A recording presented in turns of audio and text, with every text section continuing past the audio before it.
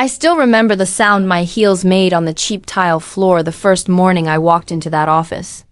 They clicked with a confidence I didn't yet feel. My resume was thin, my suit was borrowed, and my nerves were eating me alive. But I showed up. I smiled. I nodded at everything they said. I was 23, freshly graduated, still clinging to the belief that hard work would be enough. That being polite, smart, and eager would open doors. IDN single quote stop. My first job was at a real estate investment firm in downtown Chicago. The kind of place where the air smelled like burnt coffee and old ambition. Men in expensive suits talked too loudly, and women in tight blazers moved too quickly, afraid of falling behind. I was hired as an assistant. Not to one person, but to whoever needed help that day.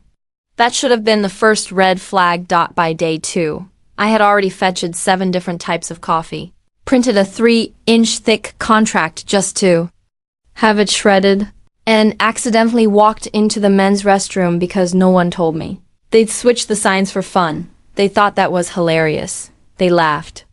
I laughed too, because what else could I do? I was the new girl, the invisible one. The one who didn't belong. That was the beginning of my education, not in business but in power. In humiliation, there was this guy mid-30s, always, with a Bluetooth in his ear like he was on a call even when he wasn't. He liked to call me kid. He'd toss crumpled receipts at my desk and say, "Sort it out, kid."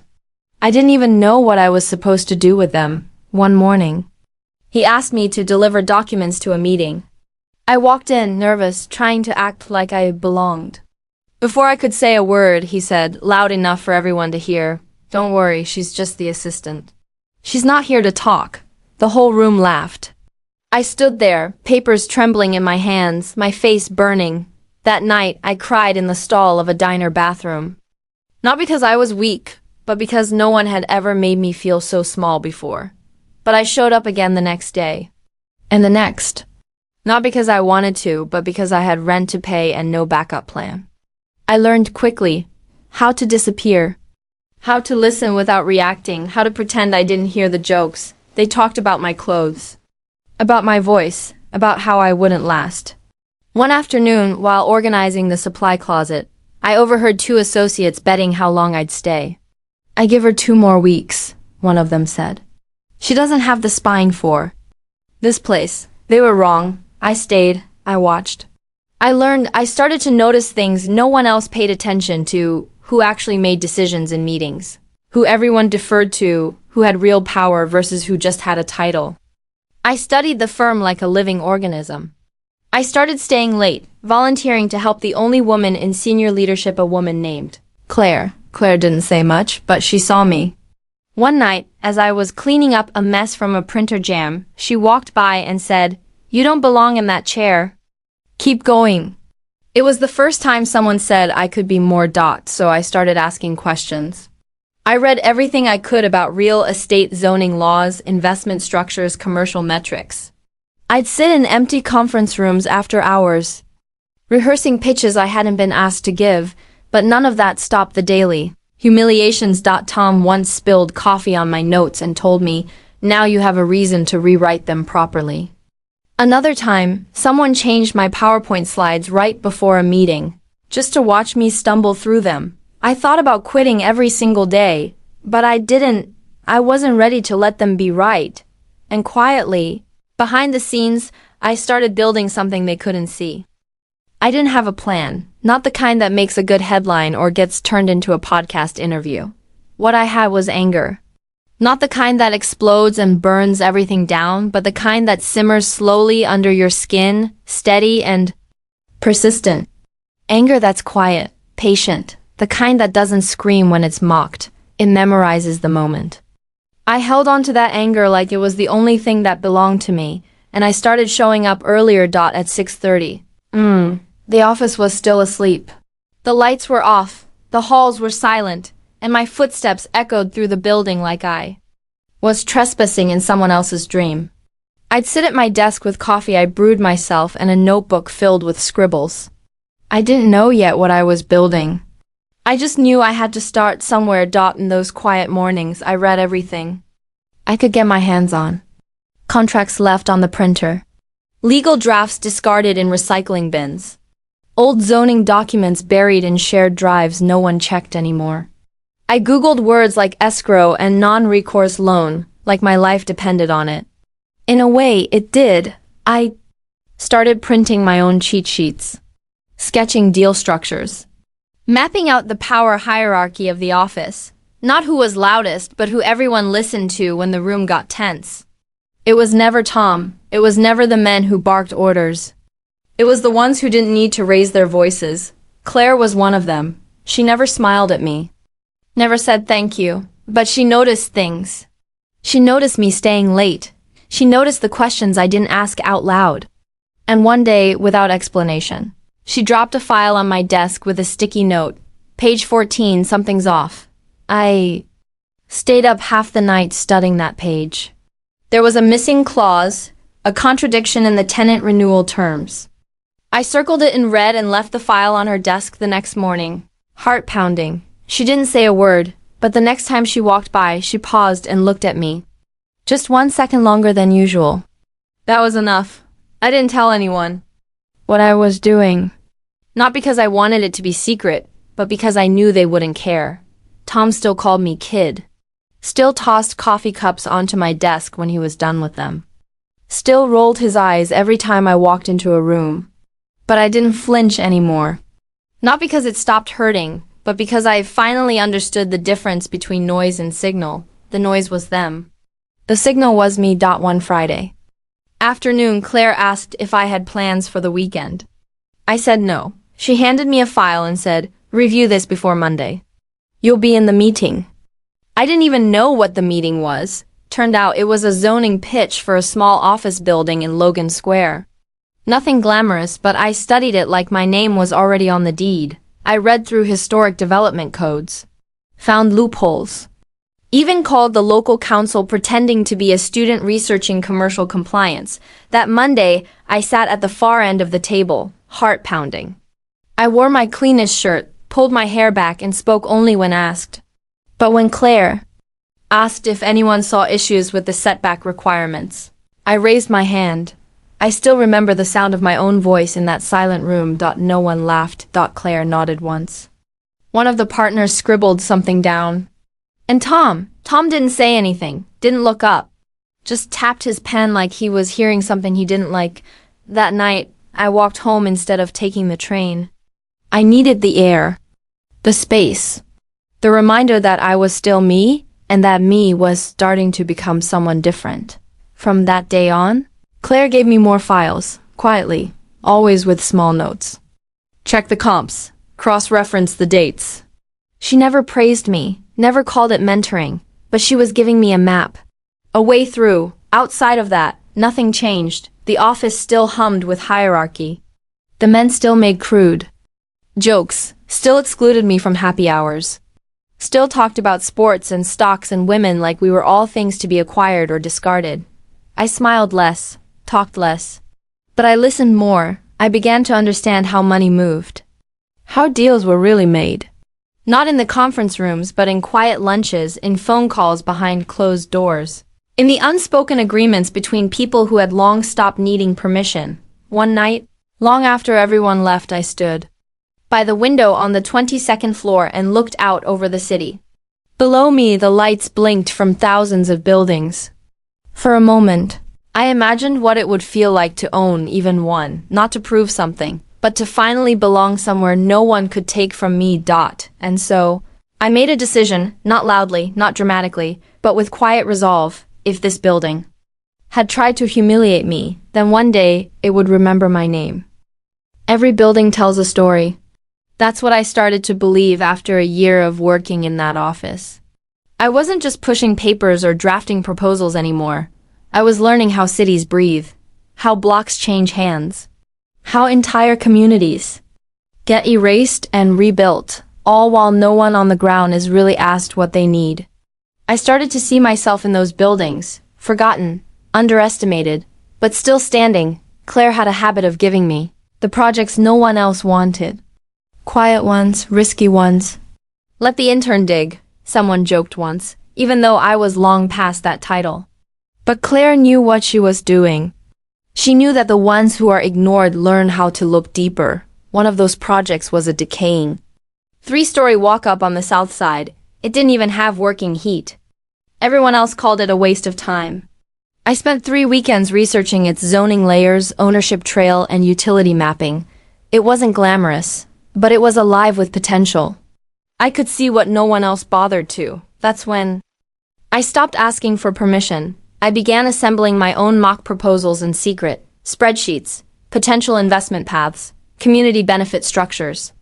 I wasn't paid for it, but I knew, deep down, that I wouldn't stay invisible forever. I just had to be ready for the moment the room got quiet. Tom tried to block me at every turn. Once, he presented one of my zoning insights as his own. I didn't say anything, not out loud. But when Claire asked a follow-up question, he couldn't answer. I stepped in, smooth, direct, professional. He never tried that again, but the office wasn't the only place I was building something. I started networking in places no one at the firm bothered to look. Women-led development circles, non-profit land trusts, city planning hearings buried deep in the calendar. I'd sit in the back of city meetings taking notes while others rolled their eyes at community input, but I listened. And slowly, I began to see the cracks between the power players. And then came the building that would change everything. It was ugly, truly. A 6-floor box from the 60s just off. The river long abandoned, in probate, with more debt than drywall. But I saw something in it that no one else did. Not luxury. Not flip potential, but purpose.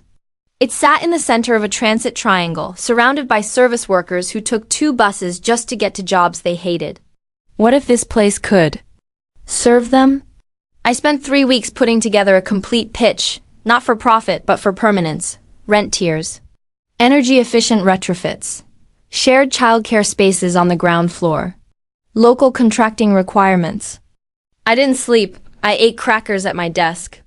My hands shook the entire time. When I handed the binder to Claire, she said nothing, just took it. The next day, she called me into her office and slid it across the desk. This is bigger than you realize, she said, but it's also exactly you. I didn't know what that meant yet, but I would a few days later. We met with one of the firm's silent partners, the kind of man who rarely entered the building unless money was on fire. I wasn't supposed to be there, but Claire brought me anyway. When he asked what we were doing with the river eyesore, Claire turned to me and said, "Show him." My hands were sweating, my throat was dry. But I opened the file and spoke, not from theory, from experience. I talked about living in buildings like that, about walking past them every day as if they were scars on the city, and how with the right vision they could be stitches instead. He didn't interrupt. When I finished, he closed the folder and said, "It's rough, but it's real. Let's move it forward." Afterward, I sat in the stairwell for 10 minutes. Alone, no applause, no celebration. Just the weight of a door I'd been pushing against for years, finally cracking open, and in that silence, I knew I wasn't just learning how to play the game. I was starting to design the board. It was late October when the city's chill began settling into every corner of my small apartment. The thin walls did little to stop the cold, but by then I had bigger things to worry about than comfort. The riverfront project was no longer just a possibility, it was becoming real. And with reality came new challenges, sharper and colder than the autumn wind that rattled my window panes. Claire had started to trust me more openly, though she still guarded her words carefully. When she handed me the keys to a tiny office space on the building's lower floor, an empty room with peeling paint and a flickering light, I felt a mixture of pride and responsibility heavier than any binder I'd carried before. This was my battlefield. The first few weeks were a blur of decisions that no one had warned me about. Contractors who showed up late or not at all. Permits that were delayed by weeks due to bureaucratic red tape. Tenants from neighboring buildings who eyed our project with suspicion, whispering about gentrification and displacement. I was torn between the business's cold reality and the community's raw fears. Every phone call felt like walking a tightrope. One wrong word could tip the balance between progress and protest. I learned quickly that leadership wasn't about giving orders, It was about listening to voices often drowned out, even if that meant swallowing my own pride. At nights, I pored over blueprints and financing models, trying to find a way to make the numbers work without cutting corners on people's lives. The idea of cheap profit made my stomach churn. I wanted this building to be more than a monument to money. I wanted it to be a home, but the resistance was fierce. Tom, as usual, kept his distance, but I felt his eyes in the hallways. His smirks when meetings dragged on longer than expected. The unspoken challenge hanging between us was clear: prove you belong or leave. And I wasn't going anywhere. One afternoon, a community leader named Marissa came to the office. She was skeptical, sharp-tongued, but honest in a way that demanded respect. She told me about families pushed out by rising rents, about children who had nowhere safe to play. Her words cut deeper than any insult I'd received in that office, but instead of shrinking back, I invited her to walk the building with me. We toured the empty halls, the cracked staircases, the barren courtyard. I listened, took notes. Promised to fight for a plan that included spaces for the neighborhood, a playground, affordable units, a community garden. It wasn't easy winning trust. Meetings were tense. Arguments flared. But I learned something vital. Progress doesn't come from silence. It comes from dialogue. From showing up even when the room wants you to leave. As winter crept in, we secured a small grant aimed at supporting affordable housing. That money didn't solve everything, but it sent a signal to the community and to the firm that this project was more than a line item. One evening, as I locked up the office, Claire appeared in the doorway. For the first time, she smiled, a real smile, not the curt nods I was used to. "You've changed the game," she said quietly. "Not just for you, for all of us." Her words lingered long after she left. I realized then that owning a building wasn't just about titles or profit margins. It was about legacy. About breaking cycles that said people like me didn't belong in spaces like that. I wasn't just surviving anymore. I was building a future. Winter didn't arrive with snow that year. It crept in quietly, like doubt sliding through the cracks of old windows, coating the mornings in a damp gray light that made every decision feel heavier. I was still showing up before sunrise, still boiling instant coffee in the tiny office kitchenette. But something in the building had changed. We were finally making progress. The plumbing had been torn out. The new insulation had arrived. I walked the halls with a clipboard and paint on my sleeves, giving updates to contractors who, months earlier, wouldn't return my calls. They respected me, or at least they couldn't ignore me anymore, but respect came at a price. Every approval, every revised permit, every line item on the budget was now my burden to carry. Claire had begun stepping back, saying things like, "It's your project now." I thought I'd be proud to hear that. Instead, it felt like standing alone on a frozen lake, not knowing where the cracks would form. I wasn't afraid of the work. I was afraid of being wrong. And then came the article. Someone leaked a story to a local real estate blog. It painted me as the pet project of a seasoned executive. Claimed I was being groomed to appeal to public housing boards, young, female, diverse, a perfect mascot for progressive development. They even mocked the idea of a garden on the roof. It hit harder than I expected. I didn't cry. I didn't scream. I just sat at my desk for an hour after the lights went out, staring at the wall. I had worked too hard, too quietly, too honestly, for that to be the headline. The next morning, I showed up earlier than usual. I printed the article and pinned it to the bulletin board in the main lobby where contractors checked in. And beneath it, I wrote in red marker, "This is what it looks like when they realize they can't stop you." I didn't wait for a reaction. I got back to work. That week, I met again with Marissa and 2 other community leaders. They'd read the article too. I expected hesitation. Instead, they doubled down.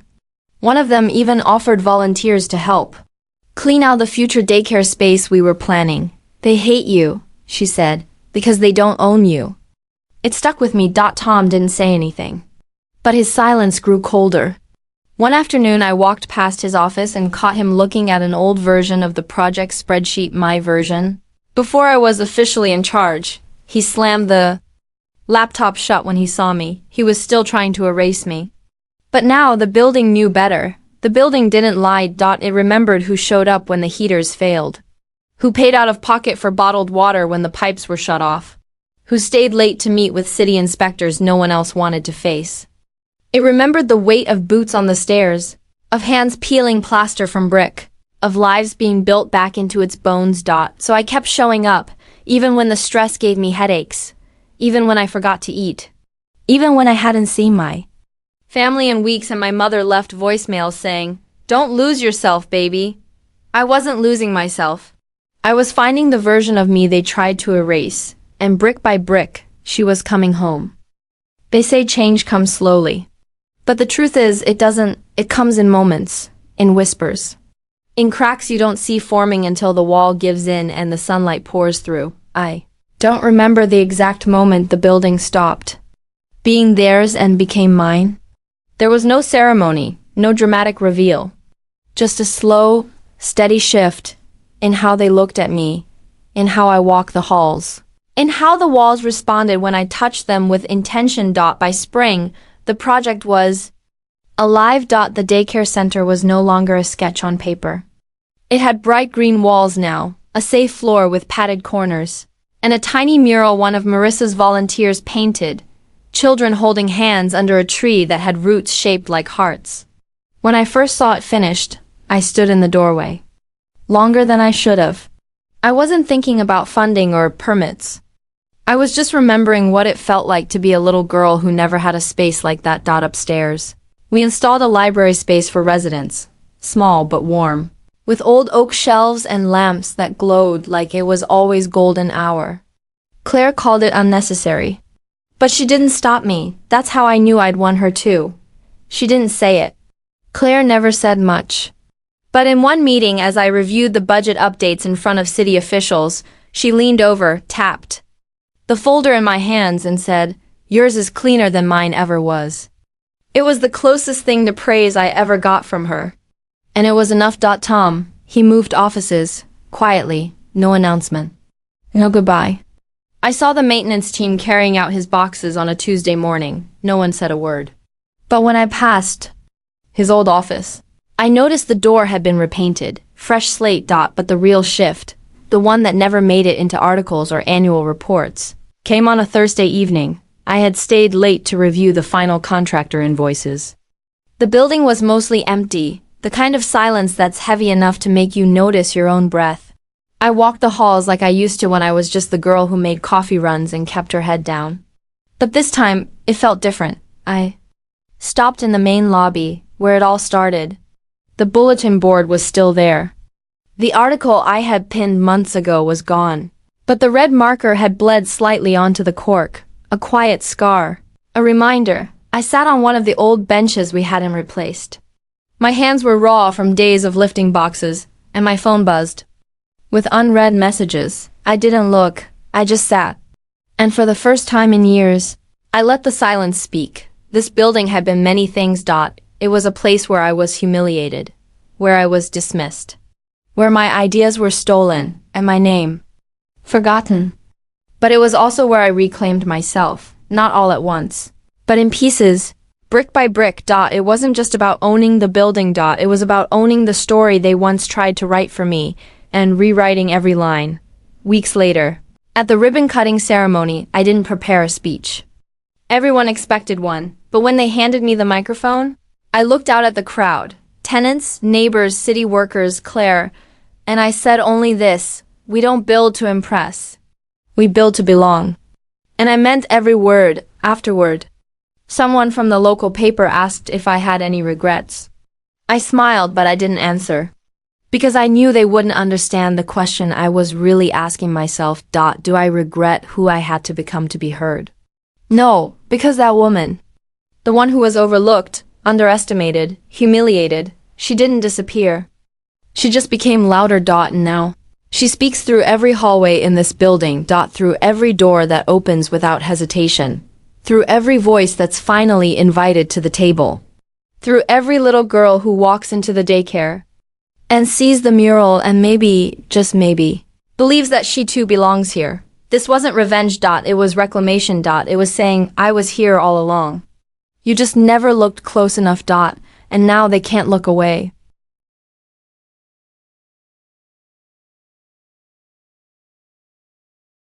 If this story resonated with you, don't forget to subscribe for more true, emotional narratives that reveal the quiet battles behind every success. Leave a like, share with someone who needs to hear this, and let us know in the comments how it made you feel. Your voice matters here.